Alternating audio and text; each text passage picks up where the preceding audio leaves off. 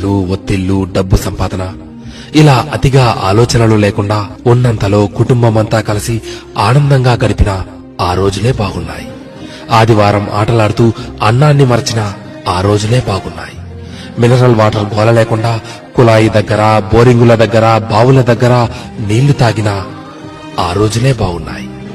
ఎండాకాలం చలివేంద్రాల్లోని చల్లని నీళ్ల కోసం ఎర్రని ఎండని సైతం లెక్క చేయని ఆ రోజులే బాగున్నాయి.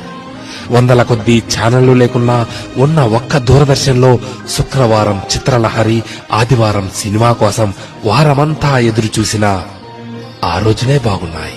సెలవుల్లో అమ్మమ్మ, నానమ్మల ఊళ్లకు వెళ్లి ఇంటికి రావాలనే ఆలోచనే లేని ఆ రోజులే బాగున్నాయి. ఏసీ కార్లు లేకున్నా ఎర్ర బస్సుల్లో కిటికీ పక్క సీట్లో నుండి ప్రకృతిని ఆస్వాదించిన ఆ రోజులే బాగున్నాయి. మొబైల్ డేటా గురించి ఆలోచించకుండా బర్త్డే డేట్ గురించి మాత్రమే ఆలోచిస్తూ చాక్లెట్లు పంచిన ఆ రోజులే బాగున్నాయి. మటన్ బిర్యానీ, చికెన్ బిర్యానీ లేకున్నా ఎండాకాలం వచ్చిందంటే మామిడికాయ పచ్చడితో అందరం కలిసి కడుపు నిండా అన్నం తిన్న ఆ రోజులే బాగున్నాయి. ఇప్పుడు జేబు నిండా కార్డులున్నా, పర్సు నిండా డబ్బులున్నా అమ్మ కొట్టుకు పంపితే మిగిలిన చిల్లరను కాజేసిన ఆ రోజులే బాగున్నాయి. ఇప్పుడు చేతిలోని సెల్ నిండా గేములున్నా, ఆట స్థలంలో బ్యాట్ మార్చుకుంటూ ఒకే బ్యాట్ తో క్రికెట్ ఆడిన ఆ రోజులే బాగున్నాయి. ఇప్పుడు బీరువా నిండా జీన్స్ ప్యాంట్స్, టీషర్ట్లు ఉన్నా 2-3 నిక్కర్లతో, కురచ షర్ట్లతో బడికి వెళ్లిన ఆ రోజులే బాగున్నాయి.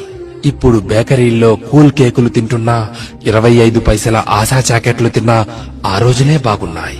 ఇప్పుడు రకరకాల ఐస్ క్రీంలు చల్లగా నోట్లో నానుతున్నా, నాన్నమ్మ, అమ్మమ్మల చీర కొంగు పైసలతో పొల్లైసు కొనుక్కు తిన్నా ఆ రోజులు ఎంతో బాగున్నాయి. పొద్దుపోయేదాకా పొలంలో పనిచేసుకుని ఎలాంటి చీకు చింత లేకుండా ఇంటికి చేరుకుని చందమామను చూస్తూ నిద్రలోకి జారి కమ్మని కాళ్ళు కన్నా ఆ రోజులే బాగున్నాయి. నిజమే, ఆ రోజులే బాగున్నాయి కదూ.